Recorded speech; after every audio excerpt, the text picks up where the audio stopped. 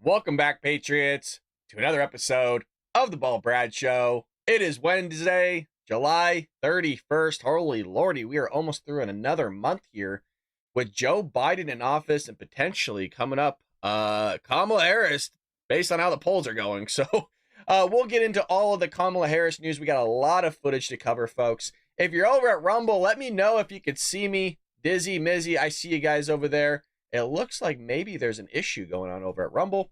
We'll see if we can get that taken care of. If not, head over to YouTube. I know we are live over there. It's good to see all of you in the live chat. We got Abyss Walker. We got Mike. We got Ray. Devin, Karen, his servant. We got everybody in here today. Devils, Snarf, Miriam, Magi, Michelle, Sir Shibatron, or Shibaton, or just Shib. YouTube 5000. Jason's always in here. And then a secret agent. If anybody over on YouTube can tell me if they could see our Rumble, let me know, because it looks like it is not live. But I said that last time, and it uploaded the video for me, so maybe it's just happening on my end. Not really sure what the heck is going on over there. But with that being said, hopefully all of you are doing great.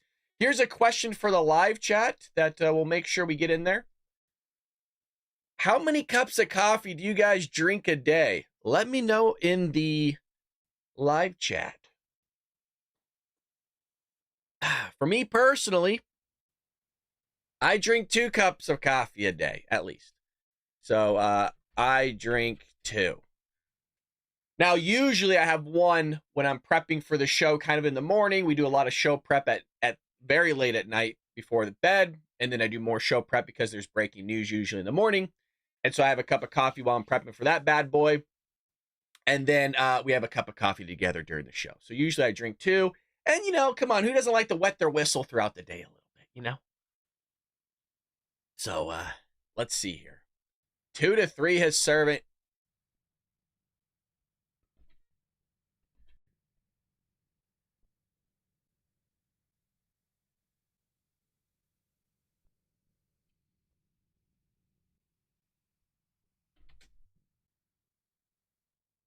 Only 1 Magi with the 3. 1 cup. I'm allergic to coffee. Oh, Karen, that's terrible. Coffee's like bacon. You know what I mean? You got to have it. 2, but 3 strong. Absolutely. Just jumped on the Rumble. It showed a screen. Yeah, I don't know what's going on over there at Rumble. RIP. We love Rumble too. I think it will still upload the video. I think it's still tracking it, but for some reason it's not showing it. All right, well, let's jump right in the news today, folks. We have here breaking news. I guess it's not really breaking so much. There was speculation that this was happening yesterday evening. You have top Hamas leader, Xnade, gone, evaporated, eviscerated. He was assassinated yesterday, Tuesday night. Nobody really knows who did it, but a lot of people are speculating Israel, Mossad. The United States was thrown in the mix, but the United States came out and said, it's not us. Oh, God, it's not us. We don't want to start war. Well, the Iran's Revolutionary Guard Corps said that the leader of Hamas was killed in the country's capital in Tehran, where he was attending the inauguration ceremony of Iran's newest president. The New York Times reported this. So again, there's a lot of speculation going around, but nobody really knew if it was true or not. But now that the Iranians are coming out and saying, like, oh, it's legit, the guy's gone, he's dead, you got to kind of, you know, take it in. So the residence, head of the political office of Hamas, Islamic Resistance, was hit in Tehran. As a result of this incident, he and one of his bodyguards were martyred. Oh, they were martyred. You see how they threw that in there? They were martyred. They were gone. Isn't it something like within their faith, they get like 17, 28 virgins or something like that? His death comes after Hamas, an Iranian-backed terrorist group, launched an unprecedented attack on October 7th. So this is the result. And look, I'm usually not for killing people, but when you are the leader of a terrorist organization that's, you know, causing harm to everybody on the globe, especially Western civilization like you or I in the chat, well, you know, I'm kind of for you getting Xnade. So he was assassinated, and we're a lot safer now. They'll probably push some other puppet out there to be the next leader of Hamas, but we'll make sure we keep you guys tuned into that. But not a bad day yesterday. Crazy day yesterday. Crazy 24 hours with everything that's going on in Venezuela. You got this guy being assassinated and a bunch of other stuff going on. Well, I told you that Ben Shapiro was probably going to be wrong, right? And what I meant by that was he's making this assessment, and I like Ben, by the way, Mr. Shapiro. He made the assessment that the media are in a honeymoon phase, which is true, and that they're only going to sit there and basically massage the shoulders of Kamala Harris for so long. And I said, I don't think so. I think that they're going to go all 100 days. I think they're going to go 3 full months up until the election of making it seem like she's holier than thou, that she's the best thing that's ever happened to us. She's the next Barack Obama.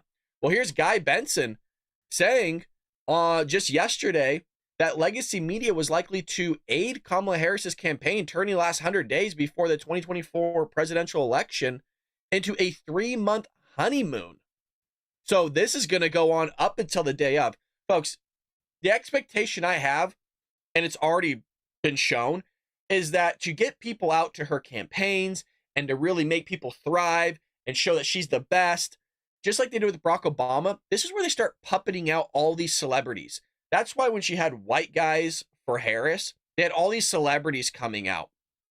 In the same way, they had Megan Thee Stallion doing a full concert before her speaking engagement yesterday. There was also rumors, I don't know if this part's true, that there was like free dominoes if you went to the concert/speaking engagement of where she only spoke for 30 minutes. So not only are they giving free handouts, but they're also doing full-fledged concerts. Rumor is that the closer we get to the election, one of the people that's going to perform is Taylor Swift. Now, is that true? I don't know, but it wouldn't be surprising the fact that she's going to get all the Swifties and everybody to vote for the Democrat Party just because, again, she's Taylor Swift and like, oh, well, since Taylor Swift's voting for her, I'm going to vote for her too. And I bring that up because these people don't know anything about Kamala Harris. Like, they legitimately don't know anything. And there is nothing to know other than the fact that she destroyed the state of California. She's going to destroy the country, which she's already taken part in with Joe Biden, the other psycho. So here's a bunch of people yesterday being asked, what do you consider Kamala Harris's top accomplishments? Folks, there's a lot of cringy videos today, just a heads up. Case in point. Don't know. She was vice president of the United States and she was attorney general in California and she was the senator from California. I really don't know much of what she did. I'm not sure I know enough about her accomplishments to answer that question. Well, the first is that she is the vice president. The second, that she was in the Senate. And then also that she was the Attorney General for the state of California. Is being elected to Congress. That's number one. I think breaking some glass barriers as being the district attorney. And I just think the way that she carries herself. She was Attorney General in her state. She moved up to becoming, the Vice President of the United States. So she has definitely she's definitely made her stamp in history of being the first African-American female vice president, and soon to be first vice president as a woman of color. I think another one of her accomplishments. Jesus, guys, these people are voting. Oh, these people are voting. Can you imagine all the ones that weren't willing to go on camera? Hey, like, what has she done? Oh shit. She was senator? Like, whoa, wow. We got a thinker. They really had to dig deep for that one, huh, folks? She was a senator. Jesus. She was in Congress? She's black? That was it? All right, well, it gets more cringy because she had a campaign yesterday, and as I mentioned during her campaign, speaking engagement, she had Megan Thee Stallion up that went up on stage and twerked her booty around, which is typical. And then they had a bunch of people come up and speak, and it started off cringe, and it also just continued to be cringe here. So here's a speaker. I don't even know who this guy is. He's dressed up as like he's going to a funeral here. Announcing the vice president of the United States. And just watch how cringe this is. This is like a scene from The Office. So honored to be introducing the next President of the United States of America, Vice President Kamala Harris.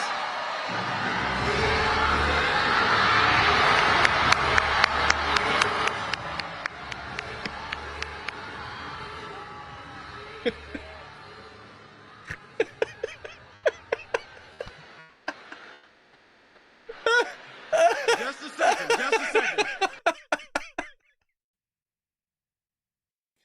Oh, God. The camera movement is like a scene from The Office. You know how like overshoots where it was supposed to go and then it comes back and then it zooms out? Oh, God. Can we watch that again? Look, see how, watch how like overshoots it. Oh, shit. Right here. Yep. All right. Where is she? Maybe if we zoom out, we can see her. Nope. She's not there. Oh, boy. Oh, God. You can't make this stuff up. Oh. It's cringy, but it's also funny that she's nowhere to be found. Very typical. It's almost like when the press are announced that she's coming out, they're going to think that they get a bunch of questions in on her. She hasn't had a single press conference in like 2 weeks here. Look, Joe Biden does the same thing. Joe Biden doesn't do press conferences. It's a very good strategy, folks. As much as we get frustrated with it, the fact that she doesn't have to go out and answer any of the press's questions, and they are all for it, is a great strategy because she doesn't have to sit there and take any hard questions. Hey, you know, why did you incarcerate so many black people in California when you were attorney general? Why did you drive the state of California into the ground? What policies were implemented that were actually a good thing in California that actually uplifted Californians? Hey, when you were vice president and still are, why did you allow 15 million illegal aliens into the country? And just, you know, sit there and rattle off all these negative things that she's done because there aren't any accomplishments, as you just saw from her own base. So this is what needs to happen, but it's not going to happen. And it's a great strategy. How do we know it's a great strategy? Because Joe Biden did it. Joe Biden sat in a basement in his last election. They saw that it worked out great. They saw the media has their backs. So why would you go answer any of their questions? All it does will sit there and hurt you. So here she is saying that you bet we'll confiscate your guns. Remember, she's not going to go after your guns according to Democrats. Democrats are so pro-Second Amendment. They don't want to come after your firearms. There is, oh my God, there's endless clips on a loop that we can go with that talk about her confiscating your firearms. I mean, just Democrats in general, right? Joey's talked about it. Okay, Kamala Harris has talked about it, which I always say it's a remarkable thing that we are seeing actual elected officials that take an oath of office, like put their hand on the Bible, the word of God, and make a promise that they're going to uphold the Constitution, all the while chisel away at the Constitution. I never thought, and I really do mean this, I mean this at the most possible level that I can be literal. I never thought that I would actually see elected officials put their hand on the Bible and just start going after the First and Second Amendment. I never thought I would see it, at least in my lifetime. I did think it would happen in the future, but not like while I'm alive. Here we go. We who believe in the freedom to live safe from gun violence will finally pass universal background checks, red flag laws, and an assault weapons ban. Do you know how stupid these people are that are cheering? I'm sorry, some of them are stupid, not all of them. I mean, that black guy with the shades on there does look a little dumbfounded because there already are background checks.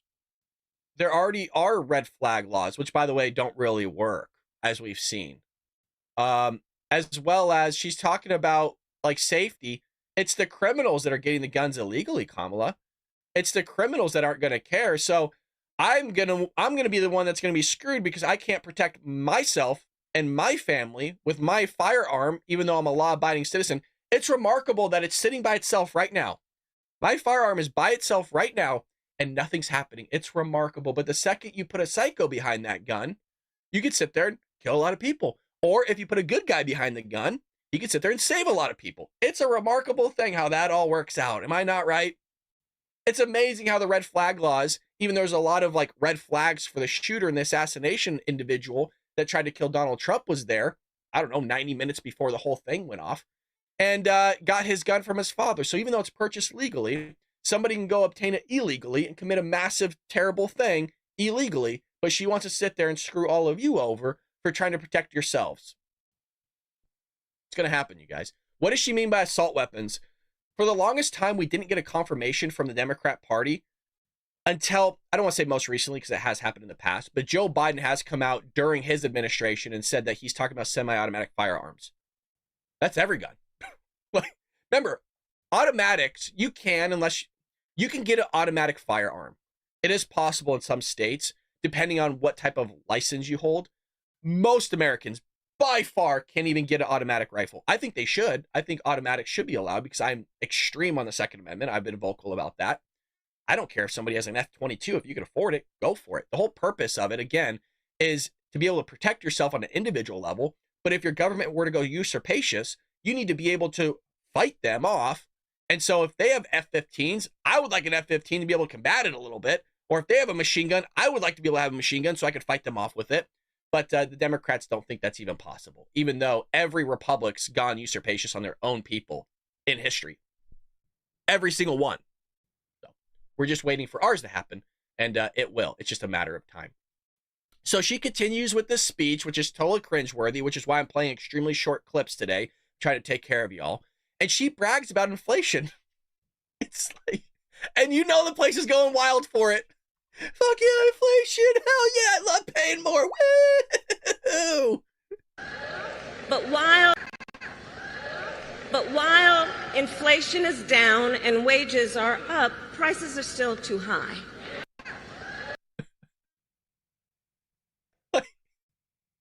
Yeah. You see the crowd's reaction at the end? Just can we watch the end? Just watch the crowd. This says everything. But while inflation is down and wages are up, prices are still too high. She's the one that helped cause it. And they're all going to vote more for it. There's no mirror in that building. These individuals that are voting for her don't see that she was the cause. Inflation, rumor is inflation's at 2%. I don't know if that's true. If it is, then that's where we tend to see it. But it would still be up. It was 1.4%. Now, I'm not one to sit there. That margin of error, really, margin of error, the differential is not that much to me. So let's just go with it that it is down. You still caused it to go up 9.1%, Kamala. People can't afford groceries. They can't afford a freaking house. They can't afford any of that. And she's going to sit there and, well, you know, as you know, she's going to sit there and make it worse. She's going to make things more terrible. And so she said, real wages are up. No, they're not. Real wages are down. I don't know what it is with people. Just because it comes out of her mouth, they're just going to believe it. I don't even do that with Donald Trump. Just because Donald Trump says something, you have to read between the lines of what he's actually talking about. Sometimes he exaggerates things. Everybody does that during speaking. Why? Because everybody has an ego. Donald Trump sits there and does a comedic thing, meaning he doesn't actually mean the thing that he's saying. Sometimes he's just joking. So you have to sit there and listen to what he's actually talking about. I'm going to sit there and deport every single illegal immigrant that's ever come into this country. He doesn't mean that. He doesn't, you guys, okay?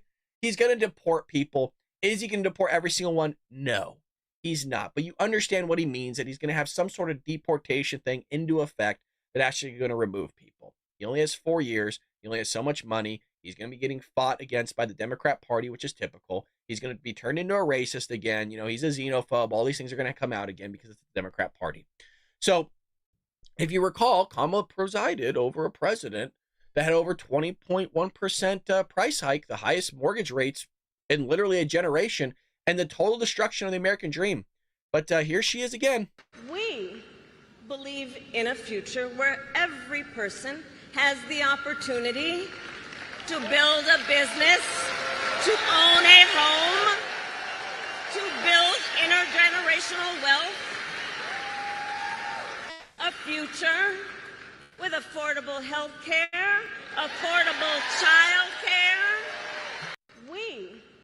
If you notice, it would be different if she wasn't vice president and then was making all these promises. The problem is, she's in the White House right now and has been. So why didn't you just do it over the last 3.5 years, 4 years working with the President of the United States? Remember, she sees him all the time, allegedly. And we'll get to that later. We got Cringe Jean-Pierre again on the podium saying, oh, they talk all the time. They're actually having lunch tomorrow.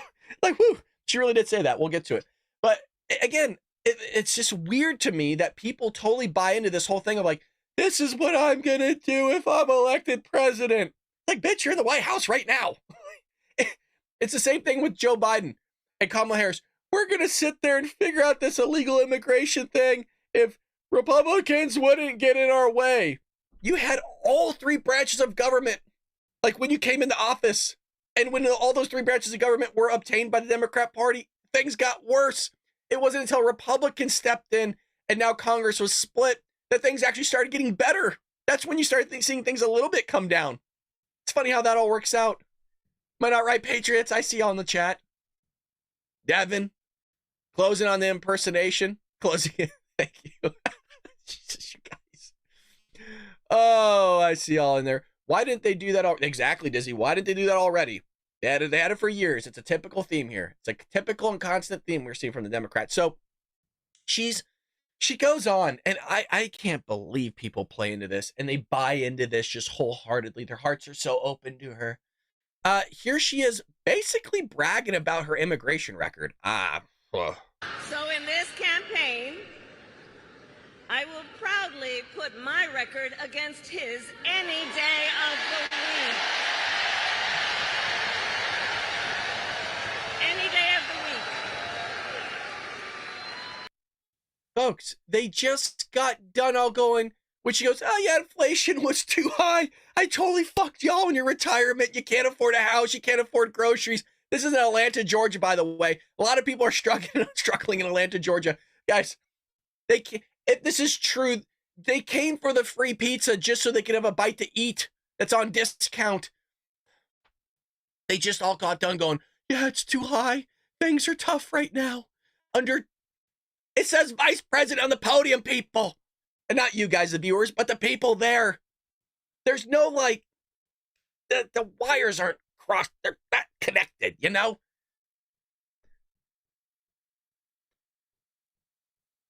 I'm going to put I will proudly put my record against his any day of the week. There's no rationale happening behind her in that stadium. It's an astonishing thing. The amount of crime that's taking place in Atlanta, Georgia. These people voted for it. Like, they are actually voting for increased inflation. They're actually voting for prices to only increase on them and then bitch and complain the fact that things are too expensive, of which in the video clip before this, she just mentioned, and everyone's like, yeah, it's too expensive. You're looking at one of the ladies that helped caused it. It's like the dude that goes and burns down your house, and then you're standing outside with your family, watching your whole fucking house ablaze, and the guy going, damn, somebody should put some water on that bitch. That thing is up in flames. And you're going, yeah, the thing is on fire. That's really bad, isn't it? God. Yeah, somebody should throw some water on it. You think you could do it? Yeah, I'll get it in there. I'll go ahead and throw some water on it. I'll put the fire out. Like, the dude that next to you caused the fire. He caused your house to burn down, and you're going to sit there and rely on him to put the fire out when he caused it in the first place?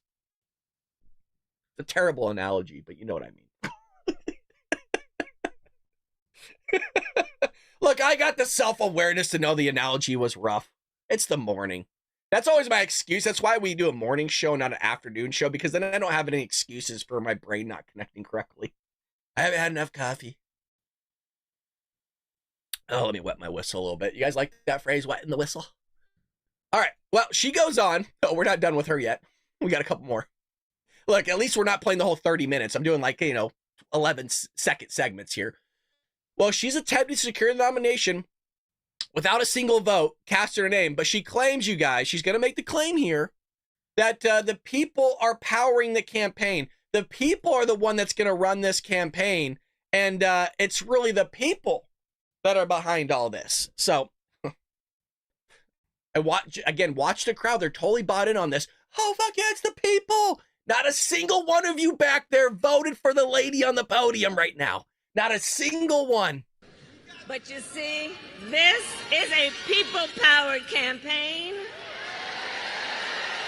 Ours is a people-powered campaign.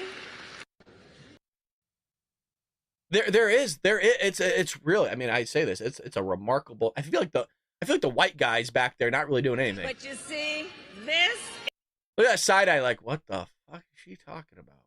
What? Hello? Like, I think the dude's waking up in the moment. You know what I mean? That white guy there with like the sports blazer on. You know, I mean, I guess I don't even know why I'm sitting there identifying him. He is the only white guy standing behind her. He's probably the only white guy they found in the crowd. Be like, dude, you were running security 20 minutes ago. Get on stage. So I think he's having his red pill moment, going like, wait a minute, nobody voted for you. It's a people-powered campaign. Ours is a people. Like that cringy smile, like, fuck, hold on. Fuck, guys, she's the one that did all this, holy shit! Powered campaign.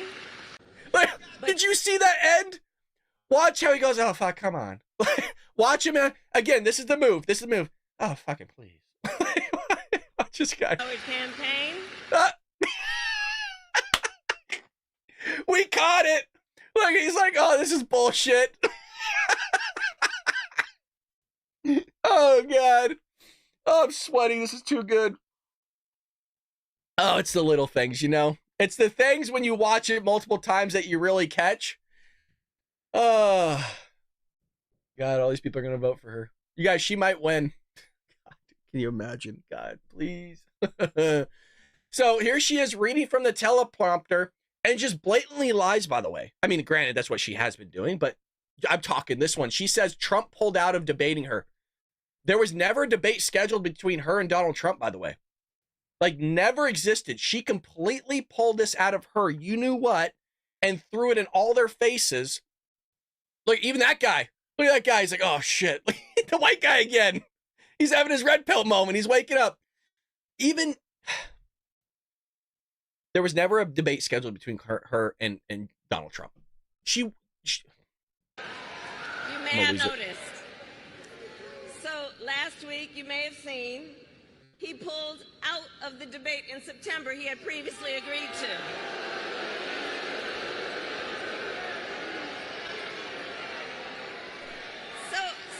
So here's the thing. Here's the funny thing about that. So he won't debate, but he and his running mate. First of all, multiple lies happening here. The debate was never between you, lady, and Donald Trump. You weren't even going to be president until your party conducted a coup and actually went around democracy and just chauffeured you in and totally gave the other dude the middle finger. That ABC debate, nothing in those contracts says Kamala Harris in it other than maybe vice president going up against J.D. Vance. And then she's going to sit there and say, well, he doesn't want to debate. The dude's on record saying that he'll debate you. It's this whole thing.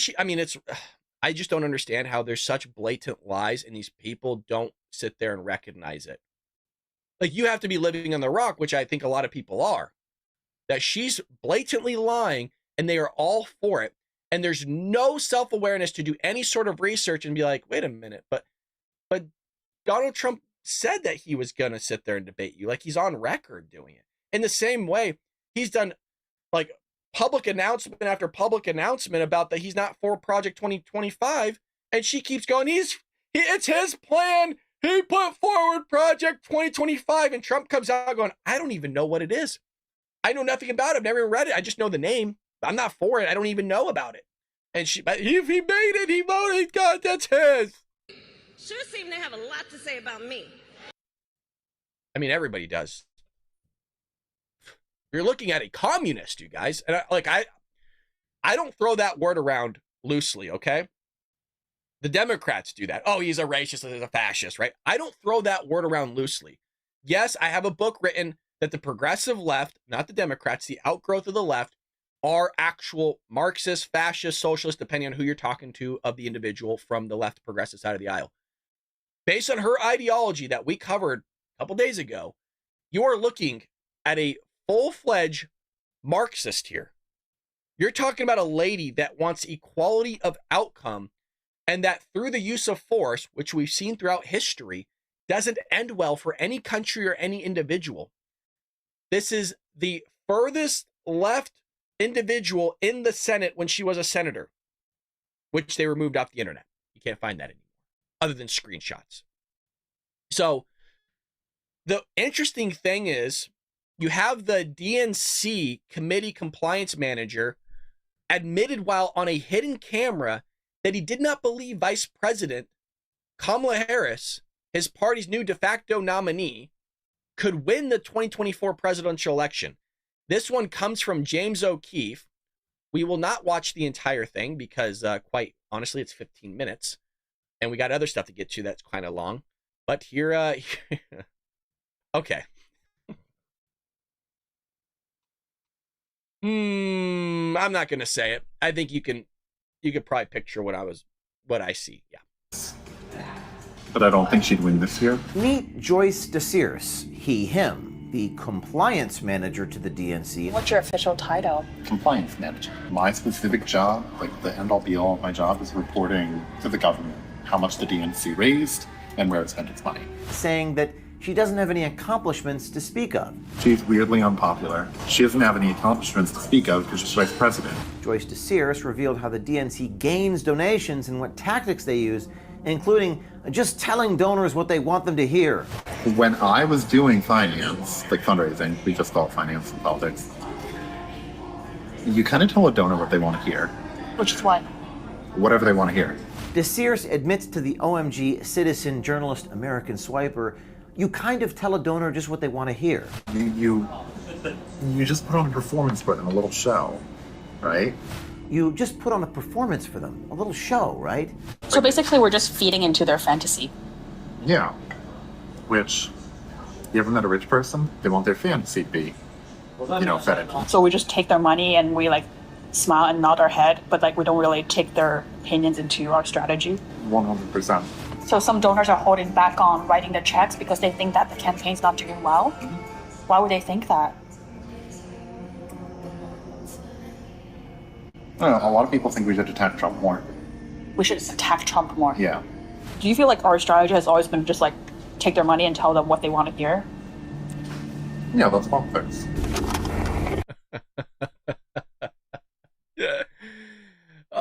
Democrats, what will they do? More money for her. You guys, they have $250 million funneling into this.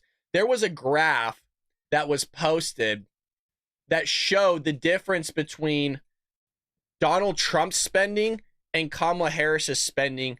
I think it was for last week or something, and it wasn't even close. And look at this graph here. Here's the weekly digital ad spending for Biden-Harris versus Trump. Folks, she spent almost $30 million. Like last week. Trump only spent 1.4.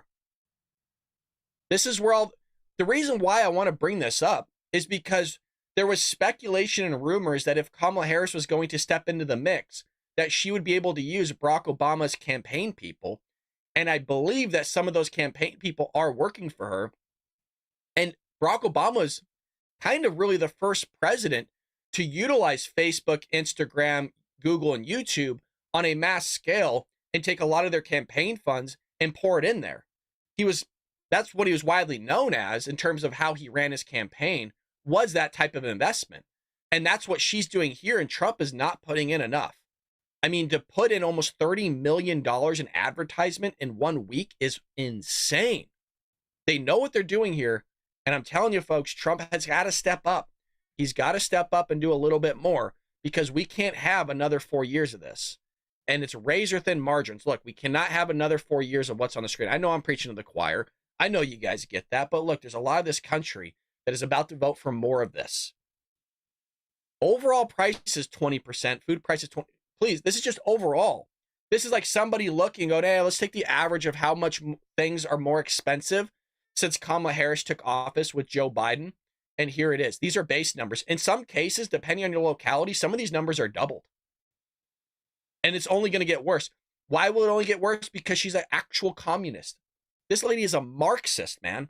So she's going to sit there and steal from you if you're doing better than a bunch of other people so that you can uplift a bunch of other people that may or may not be working or doing the necessary things they need to do to better their life financially or just maybe economically, however you want to look at that. So legitimately, we all pretty much work here. I understand some of us are retired or, you know, some of us might have health issues or whatever. So please understand, I'm kind of just using a generalized example here. You could theoretically be doing mediocre in life. You know what I mean? You're getting by, you're paying your bills, everything's so expensive. Hey, you know what? You're doing okay. And maybe that's fine for you. Everybody's different. But then there's another guy, like a lefty, that would rather sit on his mom's couch in the basement and watch TV and play video games than actually get a job. But because that person isn't doing as well as you, Kamala Harris wants to take from you by force your money and give it to that individual that would rather sit on the couch in their mom's basement and play video games at 45 rather than getting a real job. So that's how the use of force works. They'll just take it from you. And that's why I always say a socialist or communist will never take your job because they need to just take your money and give it to somebody else, which is why you ultimately de-incentivize an entire society and then you crumble it from the inside out or from the bottom up. And that's what you're seeing or going to see from Kamala Harris there. So there's the prices. I just want to show it again. Let's take it all in because rent's up 21%. It's only going to go up more. Holy Lordy. But don't worry. All those people were so excited to have her run for office. Oh, she's so great. Well, let's get into a little bit of other news today. If you didn't see yesterday, we're not going to show the whole thing. You had the Secret Service and FBI in front of the Senate. And we got some clips here. We got 2 clips, and we'll probably watch the majority of both of them. We're going to go a little bit long today, folks. I hope that's okay with all of you. FBI now claims there was never any doubt Trump was hit by a bullet.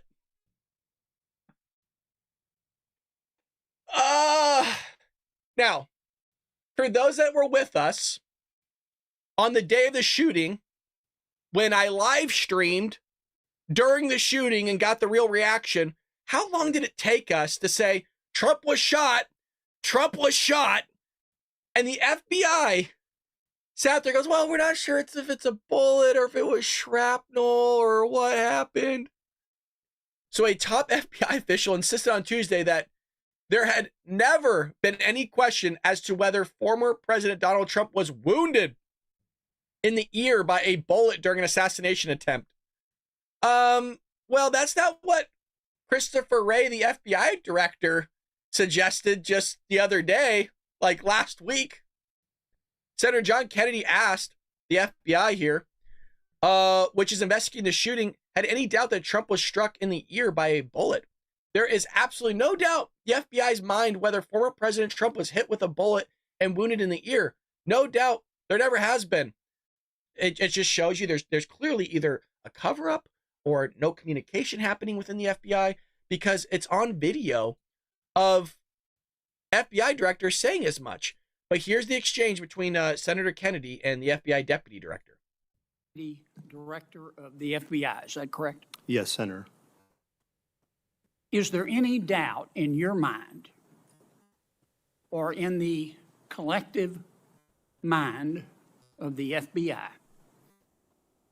that President Trump was shot in the ear by a bullet fired by the assassin Cruz?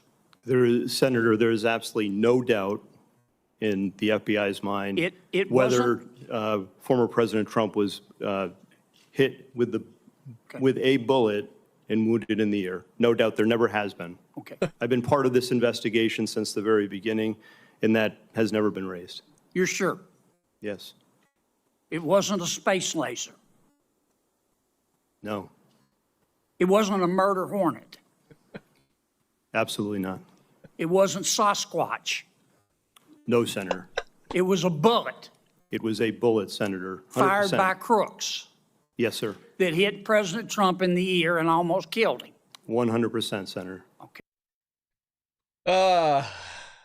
Again, these people, I don't know if it's because don't take offense because there's a lot of older people in the chat. This isn't directed towards you, but there's a lot of older people that are running the show in Congress that I think were still around when, the internet wasn't really booming in the way it is. So they still have that mindset of like, I could just say whatever I want, and as if people aren't going to go back and just clip it. I'm sure there's times where I'm sitting there being hypocritical in my statements, where I'm sure at some point people are going to say, well, Brad, you said this at one point in time, and now you're saying something different. Case in point, hey, right to you. Maybe I did, and I'd have to admit it unless my thinking's changed on something. I think we're all capable of changing our thinking when we're wrong. But here's the main meat here. Things got freaking heated yesterday between Senator Hawley and the Secret Service director. And it might not seem like, oh, this is too heated of an exchange. For this is basically what you're about to see equivalent to a screaming match and almost a fist fight in real life, but yet it's tamed down because obviously it's congressional hearing. Chairman, Director Rowe, can you put your first poster, your first demonstrative back up? Please put A up, please. Let's make sure everybody can see it. This is the photograph, I believe, that you took, your team took of the roof, the AGR roof. Yeah, that's the one. Okay, so from this vantage point, as the law enforcement who are in those windows, as they look left, they should be able to see the shooter clearly there on the AGR second floor roof. My question is, why is there not a Secret Service counter sniper on that roof? So, Senator, when we post up, our methodology is to look at things that can see in on our protectees so that they can provide that coverage. But why is there not a Secret Service counter sniper there with clear line of sight? That roof has a clear line of sight to the former president. Why didn't you put a Secret Service counter sniper there? The Secret Service's counter sniper role is to neutralize those threats that are looking in on us from where the protectee is, not necessarily you think maybe you might want to revise that protocol in light of what happened here?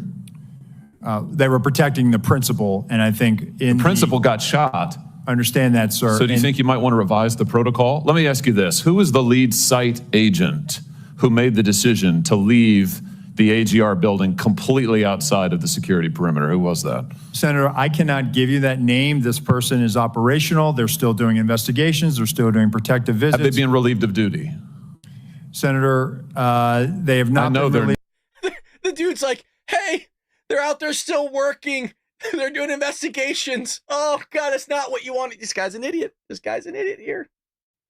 Name, by the way. Why have they not been relieved of duty? They are still cooperating, not only being interviewed by the FBI, but also by our Office of Professional Responsibility. And we will let the facts of the mission assurance and any further investigations play out. Isn't the fact that a former president was shot, that a good American is dead, that other Americans were critically wounded, isn't that enough mission failure for you to say that the person who decided that building should not be in the security perimeter probably ought to be stepped down? Senator, I think you're using the word decided, and I think we need to allow the investigation play out to include. Who did make the decision then? If it wasn't the lead site agent, who made the decision not to put that in the security perimeter? Senator, you're zeroing in on one particular agent. I want to find out exactly what was the entire decision process. So I think I want to be neutral and make sure that we get to the bottom of it and interview everybody in order to determine if there was more than one person who perhaps exercised bad judgment. Well, sure. My question is, why don't you relieve everybody of duty who made bad judgment? So yeah, you're right. I am zeroing in on somebody. I'm trying to find somebody who's accountable here. And you're telling me that the person who made the decision not to include this in the perimeter has not been relieved of duty. What about the person who is in charge of the interoperability of radio frequencies between local law enforcement and Secret Service? Has that person been relieved of duty? No, Senator, because interoperability is a challenge, is a greater challenge than just one person. On that day, we had a counterpart system. It failed As the person who made the decision to send Donald Trump onto stage knowing that you had a security situation, has that person been relieved of duty? No, sir, they haven't. Has the person who decided not to pull the former president off of stage when you knew that, in your words, the locals were working a serious security situation, has that person been relieved of duty? No, sir. Again, I refer you back to my original answer that we are investigating this through a mission assurance. And as opposed to zeroing in on one, what more do you need to investigate to know exactly what the decision-making process was? What more do you need to investigate to know that there were critical enough failures that some individuals ought to be held accountable?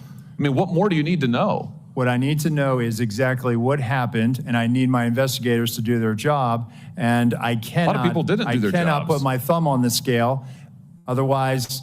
What do you mean put your thumb on the scale? You're asking me, Senator, to completely make a rush to judgment about somebody failing.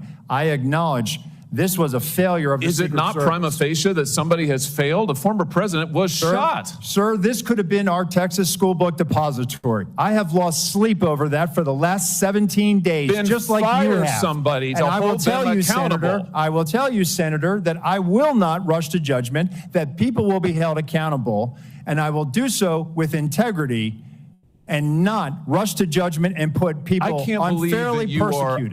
Unfairly persecuted? Unfairly, We've got people who are we dead. have to be able to have a proper investigation into this, Senator. You said earlier that you've got to make sure that your protocols are followed, and unless there's a protocol violation, people wouldn't be disciplined. I would just say to you, I don't really care that much about your protocols. I think if your protocols don't provide for the fact that when a former president is shot, when an American is killed, when other rally-goers, innocent people who just showed up on the day, when they are shot at and critically wounded, if that isn't a protocol violation prima facie, you should revise your protocols. Senator, I think this is where you and I agree. This was a failure, and we will get to the bottom of it. Well, I hope you're going to do something about it. Let me ask you something else.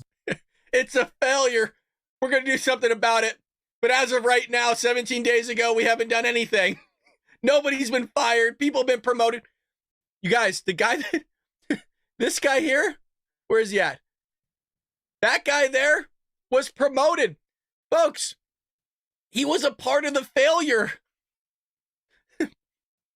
That's the most stunning thing of it all.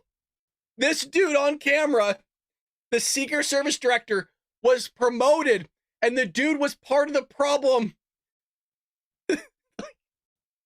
What? What?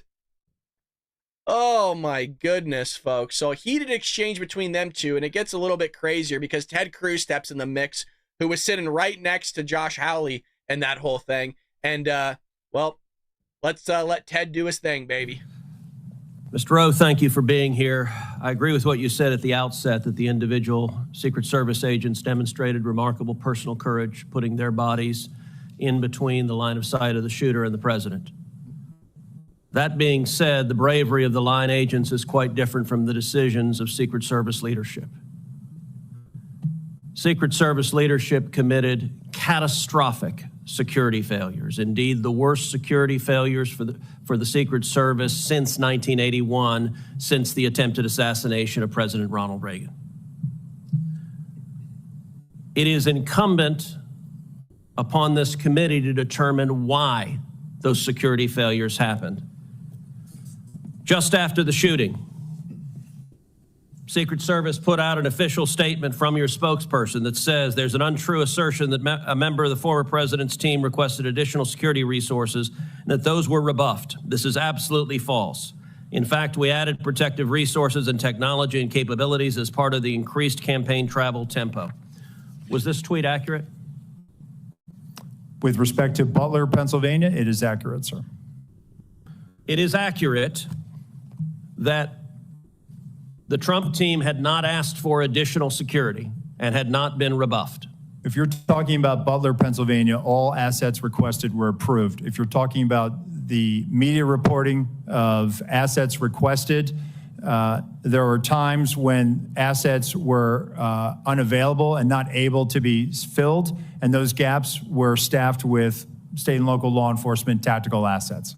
So I'm reading from the Washington Post, July 20th, 2024. Secret Service said to have denied requests for more security at Trump events. The opening paragraph, top officials of the U.S. Secret Service repeatedly denied requests for additional resources and personnel sought by Donald Trump's security detail in the 2 years leading up to his attempted assassination, according to 4 people familiar with the requests. Is that right, that repeatedly the Trump detail asked for more resources and repeatedly Secret Service leadership turned that down? That is not accurate, Senator.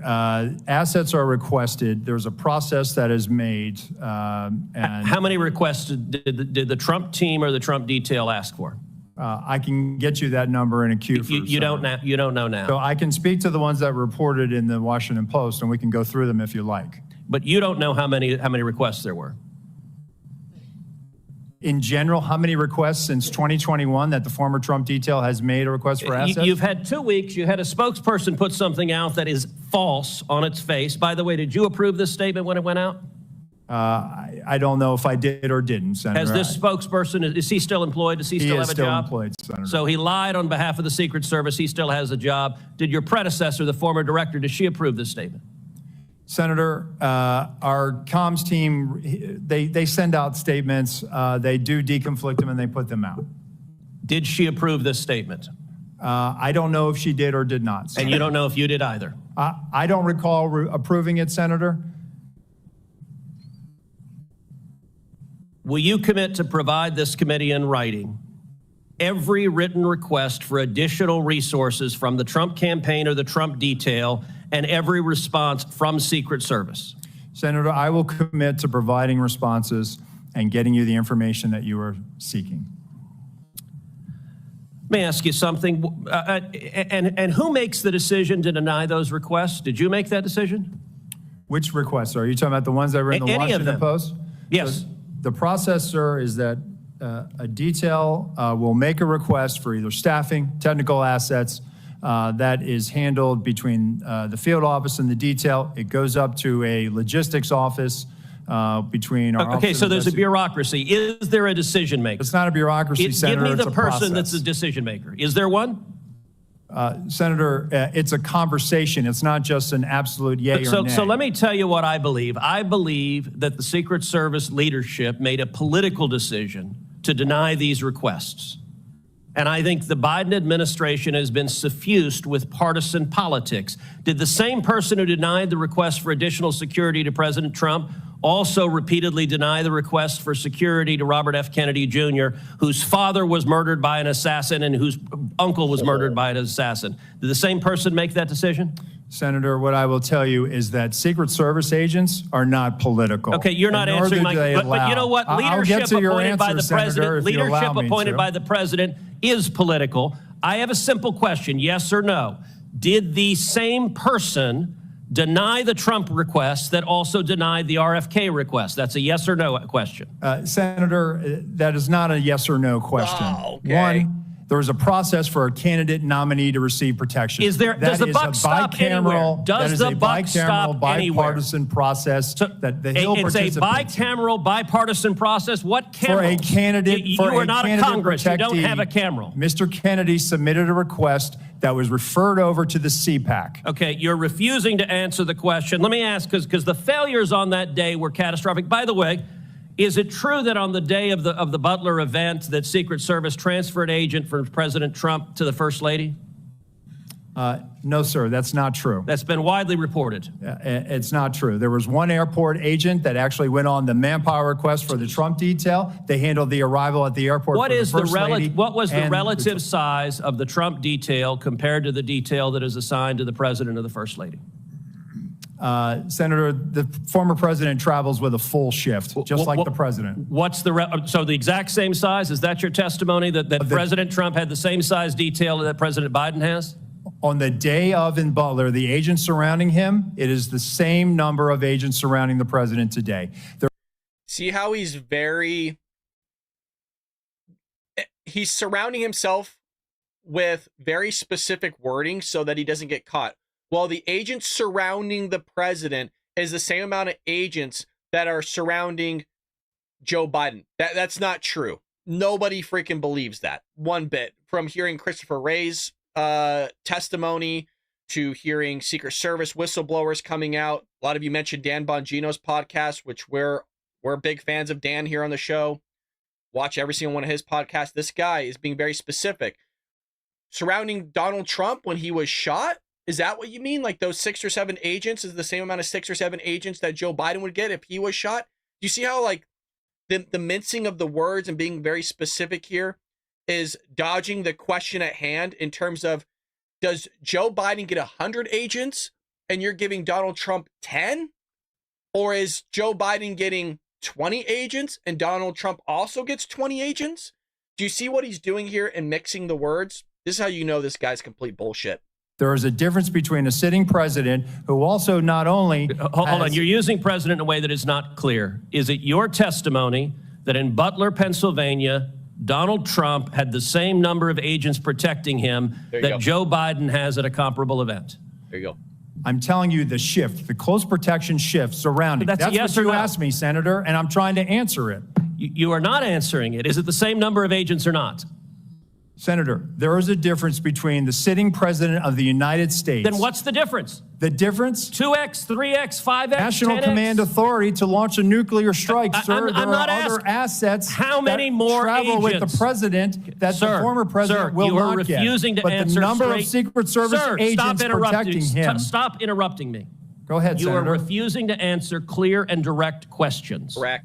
I am asking the relative difference in the number of agents between those assigned to Donald Trump and those assigned to Joe Biden. I'm not asking why you assign more to Joe Biden. I'm asking, is the difference, is it 2x? Is it 3x? Is it 5x? Is it 10x? Senator, I will get you that number so you can see it with your own eyes. Now, here's my issue with all of this, is if he didn't have any involvement in this, which we know he did, right? The guy was promoted. And again, I've been saying this since we started the show, right? I say if you're with the Democrat Party, if you suck at your job, you will be put forth in the highest position in terms of whatever industry you are in. That could be like Kamala Harris, who was running around with celebrities before and then somehow got attorney general or district attorney or whatever, and then was senator and then was vice president, now president. She sucks. Like I said, she's a communist. She sucks. There's a lot better people the Democrats could put forward. They won't do it. Same thing with this guy. Got put forward as now the acting director of the Secret Service, and he's going to sit there and can't answer a simple question of, does Joe Biden get 100 and Trump gets 50? Like, you have nothing to lose. Everybody would kind of expect, quite frankly, Joe Biden as the president to get more Secret Service agents than Donald Trump. I think the follow-up would have been, if the guy would have answered the question, would be, well, how many does Jill Biden get? And then, right, so let's just play this out. He goes, Joe Biden gets 50. Okay, how many does Donald Trump get? Donald Trump gets 20. Okay, how many does Jill Biden get? Jill Biden gets 20. So the follow-up would be, well, why does Jill get 20 and then Donald Trump gets 20 when Jill isn't even running for the presidency of the United States of America, and Donald Trump is, who we know the Iranians want to conduct an assassination attempt on the guy, versus Jill, who is funding the Iranians along with her husband and is receiving money from China, Russia, Ukraine. They can't answer it because it's all political. And then we're supposed to watch this and think it's not an inside job, you guys. We're supposed to watch this and not have any conspiracy theories about what went on. Is it okay if we go a little bit longer, folks? I know that we normally do an hour-long show here, but I want to go just a little bit longer if that's okay with you, Patriots. I want to get to yesterday's White House press briefing, just show a few clips of what took place, because I think they're highly important to make sure that we actually get them on air and that we do cover it. That way we can look back on this time in history and go, this lady sucks. So if you want to stick around, I'm going to keep going for a little bit longer. If you got something to do, totally respect that, but would love for you to stick around just a little bit here. So yesterday's White House press briefing, which we watched together, and I timed it out almost perfectly, by the way. I knew she's going to be about 30, 45 minutes late, and lo and behold, she was 45 minutes late. It was funny because some of you came into the chat yesterday and were shocked that we weren't sitting there waiting around for her. And you guys wrote in going, oh, wow, she's on time today. No, she wasn't. She was 45 minutes late. I just hesitated. I hesitated and waited 45 minutes until she was about to go live. And how did I know right when she was about to go live? Is because the camera turns on, and that means a 2-minute warning, meaning we have 2 minutes to go live until she walks on stage. And we timed it out. So here she is yesterday with a question going, Why did Biden tell reporters he was out campaigning for Kamala yesterday when he was actually in Texas at completely unrelated events? It just... watch her response here. Asked when he'd go campaign for Vice President Harris, and he said, well, I did today. I was wondering if there was yesterday, was there a campaign element to yesterday? Was he sort of talking broadly? I just wondered if you could help us. So, as you know, the president gave a little. Is this when we came back at 1:15 a.m. and okay, 1:15 a.m. on the South Lawn? The president took a couple of your colleagues' questions. I think he was. I did not ask him about that particular answer. My guess is he was speaking more broadly. Look, at the end of the day, I'm not going to speak for the campaign, not going to speak to the president's campaigning schedule. That is something for the campaign to speak to. But they are partners in this administration, the president and the vice president, as you know. And she goes on ramble. She can't actually answer it. She doesn't have a damn clue. The president doesn't even have a damn clue because his brain's not on correctly. Hasn't been on correctly since before he was elected and Democrats voted him into office. You know, we shouldn't be that surprised that they're chauffeuring out Kamala Harris without a single vote for her to be the Democrat nominee, and that people, millions, are willing to turn out for her, don't know a damn thing about her, don't know any accomplishments, but the fact because she's allegedly a black woman and that she's running for the presidency, we can make another historic moment. We can make historic moments in this country. They don't know anything about her. And the president doesn't know anything about her either. He doesn't even know that Kamala Harris is even in the office as vice president. So here's another question. What did Biden mean when he said Speaker Johnson is dead on arrival? This answer is head spinning. What did he mean when he said that Speaker Johnson is dead on arrival? So look, he actually addressed this right in his speech, in his remarks. Yesterday, he went right to it and talked about how his idea basically was dead on arrival, the speaker's idea. He actually talked about it, and he said what the speaker, he reiterated what the speaker said about the SCOTUS reforms announcement, and then he said that his idea was dead on arrival. So I would just refer you to.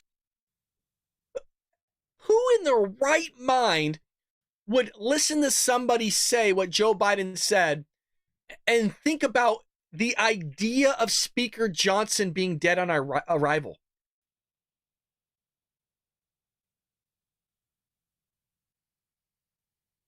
To the president himself and how he addressed this directly during his remarks when he was at LBJ Library. So he misspoke. I don't think he misspoke. I think he cleared what he meant specifically so people understood. I would not say he misspoke. I think initially when he said, I think that's what he is. Look, let's be very clear. He spoke while he landed, after we. Guys, I can't take this lady. Well, let's be clear. It's basically Kamala Harris, just in different form. Let's be clear. He took an airplane and he landed and he was very clear on what he spoke about. Lady, if they're having to ask you for clarification and everybody in the room, matter of fact, all of America doesn't know what the hell the guy said. Quite frankly, he doesn't even know what he just said. He wasn't clear. Okay, but let's be clear. He landed on the tarmac and he answered people's questions, but he was clear about it. Folks, $180,000. I say it all the time. $180,000 went to this lady. Can we just pull up the clip of Joe Biden saying that it was dead on arrival? I want the Patriots, like, we're all in here together. I don't think any of us are idiots. So let's see if any of us can grab a hold of the idea that he's speaking about Johnson's idea is dead on arrival. It's going to be a little bit loud because you're going to have the Air Force One jets going, but here we go. Speaker Johnson said it's dead on arrival. And he is? How are you going to get this vote? How are you? Speaker Johnson. So if that's a little hard to hear, this is the transcript of it. Biden asked on the tarmac about Speaker Johnson calling his Supreme Court reform dead on arrival. Quote, that's what he is. Asked for clarification, a reporter shouted. That he is. Responded, he is. Dead on arrival. Anybody in their right mind, are you able to get out of the fact that he's talking about the idea of Speaker Johnson here?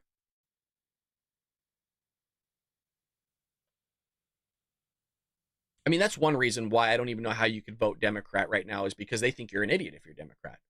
I mean, they really do. They just think you're dumber than rocks. And maybe some of them are, the fact that they're going to vote for Kamala Harris. So she insists, this is one of the biggest lies as well, because it was debunked literally last week, that Kamala Harris and Biden talk regularly, even though, folks, they've only had 6 in-person meetings this summer. They share a house practically, okay? They're running the country together. They've only met 6 times. We covered it last week. Here we go. The president said he's been talking to the vice president about her potential running mate. Could you just explain how often they've been talking to each other and when's the last time they spoke? So I'm going to be super careful, not going to speak to the running mate or anything like that. I'm not going to go beyond what the president shared. What I can say is, and I have said this before, the president and the vice president talk regularly. They actually spoke. I think even more remarkable, the fact that she's lying. She has to get that answer from a binder. That's the most remarkable thing. You work with these people. I mean, you are the speaker of the leader of the free world. If anything, you would probably see how often they speak with one another. You're probably in some of the meetings with them. And she has to, like, open up her binder. Just 1 second. Oh, fuck. Shit. How often do they meet here? Shit. Well, I can't speak to the campaign. And, well, it's not on page 4. Shit. Maybe it's on page 85. No, 187. Okay. They meet quite often. Yeah. Now, I don't want to get into the specifics, but they meet, pretty regularly. They meet. About a day or two ago, they stay in touch, and that's going to continue as they not just because obviously the vice president is running, but that's going to continue because, as I said, she's a critical partner in what they do, but they do speak regularly.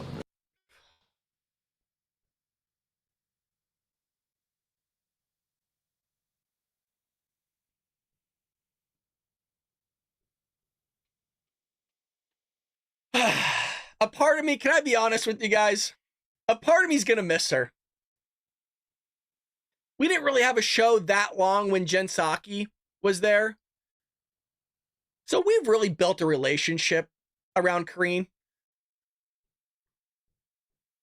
I've lost more hair, but here she is talking about there's a diplomatic solution in Gaza as possible. And, well, she says they have to continue to be optimistic. All the while, we just freaking destroyed, not we, but somebody destroyed the Hamas terror leader yesterday, so that could escalate situations, but here she is with her stupid answer. What reason do you and the president have to believe that there is a diplomatic solution here? Because we have to continue to be optimistic here. I think it's important to have a diplomatic solution. We do not want to see an escalation. We do not want to see an all-out war. Those conversations happened, the diplomatic conversations. Obviously, I'm not going to get into private discussion. So, you know what this reminds me of? When I'm a teacher, and sadly you have a student that's failing, and they have like a 3% in your class because they just decided to do nothing, and they're trying to graduate, and you're kind of like, how are you going to graduate? And they go, and you're kind of asking that question like, hey, like, do you think that you're going to be able to pull this off, which they're not? And they go, well, I got to be optimistic. It's like, bud, you got 3% in the class. Graduation's next week. It ain't going to happen. Well, you got to be optimistic. That's what that kind of reminds me of, where there's no like thinking in terms of like how the math works and how like just things work in general, just anything. And I can't believe she sits there and pushes the idea she was a graduate of Columbia. I mean, if that doesn't sit there and force you not to send your kid to Columbia, I don't know what will. I mean, Columbia's education just has to be dog shit. I don't mean to cuss here, but it has to be terrible. She graduated from Columbia, you guys. I would never send my kid to Columbia based on just watching this and like, this is what they're producing. This is where this gets you. So I'm not going to play the rest of it, but Karine Jean-Pierre denies that Biden's Supreme Court here proposal is an election year ploy. She doesn't think it is, even though they're going to sit there and try to pack the courts with leftist judges. And why would you not? Because you have a communist running for president. I'm going to continue to say that because that's what she is. And then she won't say if Biden supports nuking the filibuster to ram through the Harris-Biden Supreme Court overhaul because they don't like some of the court decisions. That's really what it comes down to. They don't like the outcome of the court's decisions, especially when it comes to abortion, which is really weird because the Supreme Court just gave it back to the states like, hey, make it on a state issue, which is how things are supposed to be ran, Karine. Like, we want to federalize everything. Yeah, but Karine, we're a union. Okay, we're a union of states. You got to let the states do their thing. You know what I mean? But she doesn't like that because they like to kill babies. As I mentioned, I have a picture on Twitter that I was going to send everybody, but we're not allowed to show dead babies here, which is weird because the left doesn't think they're babies. I could show you a baby chopped up from abortion if you would like. I mean, the liver's hanging out, the intestines are hanging out of its belly, the kidneys as well, the arms chopped off, the head severed off with organs hanging out of its neck. The limbs chopped up. I could show all of you that if you'd like, because I know some of people in here are pro-choice. I used to be pro-choice. I'll tell you what, if that image doesn't change your mind, that's a baby that Democrats want to chop up and throw in the trash, I don't know what will. When I say I am talking about an actual kid, like a full-fledged human. It's not like one of those things like you're trying to make it out of like what it is, you know what I mean? I mean, from the picture, you kind of, because it's so grotesque with the, like I said, the intestines just pouring out of the belly because they chop it up to take it out. Yeah, there's no question that if you were to take like a doll from like Toys R Us, you know what I mean? That's basically what it is. Yeah, that's what Democrats want to federalize. Yeah, chopping up an actual kid. It's pretty crazy. Yeah, it's horrible, right, Shib? Yeah, it's a terrible image, but that's what they want to do. They want to sit there and allow this to happen. Like maybe, right? If I was to sit there and make the case, it's not a linear logic of like early abortion. At least there's some rationale there, but I mean, you got to make it show it's extremely early, like the next day or the day after, in terms of like maybe building an argument around consciousness and stuff like that. Again, we have a whole chapter in the book about abortion. When you start chopping up full babies, they don't think they're humans, which is weird that YouTube would flag us on such an image like that. Am I not right, guys? If it's not a human being, and Google and YouTube are one of the biggest donors to the Democrat Party, why do they have a problem with me showing a dismembered human being on the internet? They don't think it's a human. I mean, again, you can't sit there and say, well, we're for, it's not killing a human being, but yet when I post a picture of an aborted baby that's chopped up into pieces on the internet, I get flagged for showing an aborted baby chopped up a human being. That it's violent, it's too extreme, it's too graphic. But why? It's not real. According to the Democrat Party, that is not a real person. It's hypocritical. It really is. It's crazy. Again, as somebody who used to be pro-choice, I'm ashamed. I really am. I'm ashamed. Furthermore, she also denied the fact that Biden repeatedly called President Trump a threat to democracy, which was a remarkable thing that she espoused. So, but don't worry, you guys. They're going to still vote for this here. Oh, God have mercy on our country.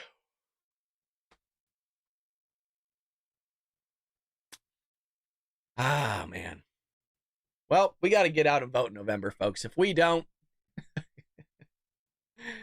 look, we'll still have a country, but things are going to go downhill, man. Look what they did in 3 years. Can you imagine what they're going to do with another 4? Can you imagine? Well, folks, with that being said, that's today's show. We'll be back here tomorrow, Friday.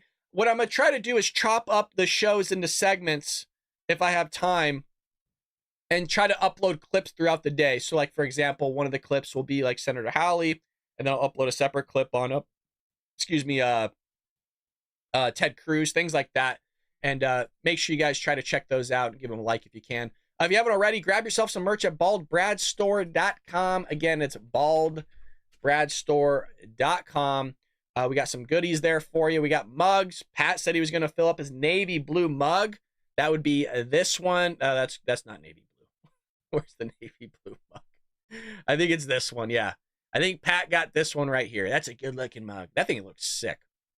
But anyways, we got apparel, some fun stuff for y'all.